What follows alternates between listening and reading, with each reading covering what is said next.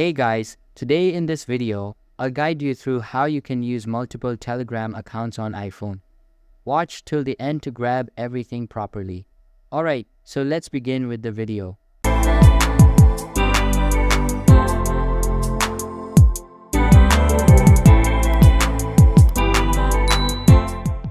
First things first, open the Telegram app on your mobile device and make sure it is updated to the latest version available.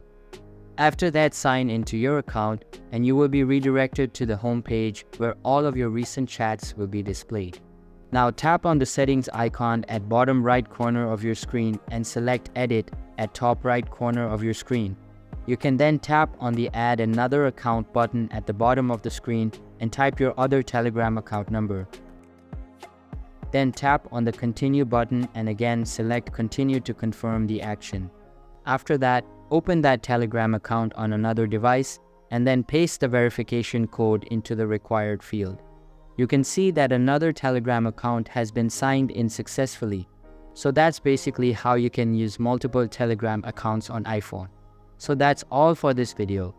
Consider subscribing if you find it helpful, and I'll see you in the next one. Thanks.